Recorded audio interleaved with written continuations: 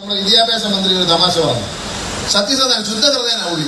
അതുകൊണ്ട് പുള്ളി പറഞ്ഞു, ഈ SLC പരീക്ഷയുടെ 100% വിജയമൊക്കെ ഒരു ദേശീയ തമാശയാണ്. അതിനാ മനുഷ്യനെ എല്ലാവരും കൂടി ആക്രമിച്ചു. അദ്ദേഹം വിശദീകരിക്കാൻ പോയില്ല. പക്ഷെ ഞാനൊന്ന് വിശദീകരിക്കാം.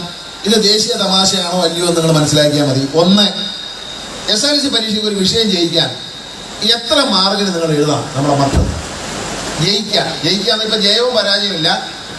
ഉന്നത വിദ്യാഭ്യാസത്തിന് യോഗ്യത നേടുക, ഉന്നതമായ ഉയർന്ന വിദ്യാഭ്യാസം, തുടർ വിദ്യാഭ്യാസം, ഉന്നതം എന്ന് പറയുന്നില്ല, തുടർ വിദ്യാഭ്യാസത്തിന് യോഗ്യത നേടുക. ജയിക്കാൻ തോക്കാന്ന് പറഞ്ഞാൽ നമ്മുടെ പേരിൽ ഇപ്പൊ കേസെടുക്കും. കാരണം അങ്ങനെ ജയിക്കാനും തോക്കാനും പാടില്ല. ആരും തോക്കുന്നില്ല, എല്ലാവരും ജയിക്കുന്നു. എങ്ങനെ ജയിക്കുന്നേ? 4 മാർക്കിന് എഴുതിയാൽ മതി. തമാശയായിട്ട് കയറിക്കരുത്.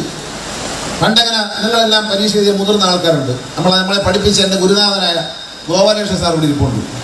10ാം ക്ലാസ് ജയിക്കണം, 210 മാർക്ക് വേണം. എല്ലാ വിഷയവും ജയിക്കണം. രാജീവൻ ചേട്ടാ കറക്റ്റ് അല്ലയോ? എല്ലാ വിഷയവും ജയിക്കണം, 210 മാർക്ക് വേണം.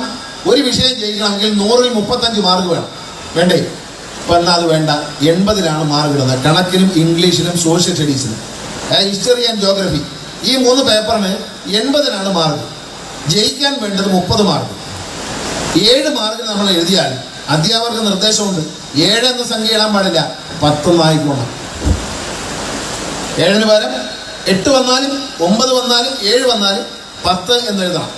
ആ 10നോടൊപ്പം ചക്കുവരയ്ക്ക സ്കൂളിലെ ഹെഡ് മാസ്റ്റർക്കും അവകാശമുണ്ട് ഇവിടെ പഠിച്ച എല്ലാ പിള്ളേർക്കും ഈ 3 വിഷയത്തിൽ 20 മാർക്ക് വെറുതെ കൊടുക്കാം.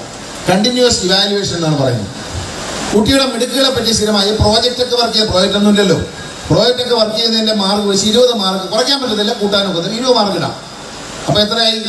10 ആക്കി, റൗണ്ട് ചെയ്ത് 10 ആക്കിയത് 20 ചേർത്ത് 30 ജയിച്ചു. ആള് ജയിച്ചു. D+.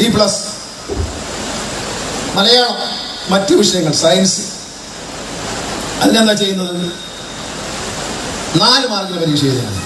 4 ഉത്തരം ശരിയായാൽ അധ്യാപകരോട് പറഞ്ഞിട്ടുണ്ട് 5 എന്ന് എഴുതിക്കൊള്ളണം. ഏതാ വാല്യൂഷൻ വന്നോർത്ത് പറഞ്ഞേക്കുന്ന, ഞാൻ വെറുതെ പറഞ്ഞിട്ടുണ്ട്. അധ്യാപകരെ കൊണ്ട് 5 കുറഞ്ഞ സാധനമില്ല.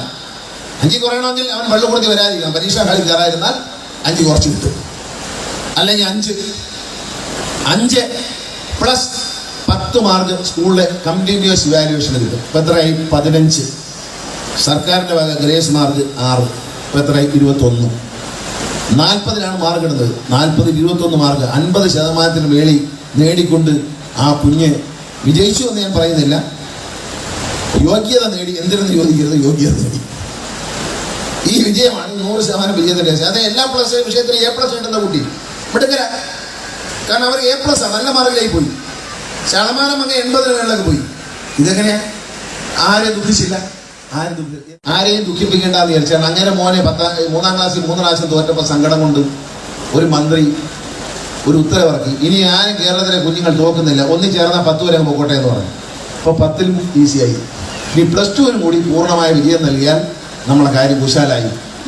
ഈ D+ എല്ലാ വിഷയത്തിലും നേടിയൊരു കുട്ടി ഈ 4 മാർക്കും ഈ 7 മാർക്കിനും എഴുതി ജയിച്ച ഏത് കുട്ടിയാണ് തുടർ വിദ്യാഭ്യാസത്തിന് യോഗ്യത നേടിയെന്ന് പറയുന്നത്? ഏത് തുടർ വിദ്യാഭ്യാസമാണ്? എവിടെ കൊണ്ട് ചേർക്കണം? +2ന് ചേരാൻ പറ്റൂല. എഞ്ചിനീയറിംഗ് ചേർക്കണോ? അതോ പോളിടെക്നിക് ചേർക്കണം? ഇവിടെ ചേർക്കണ്ടേ?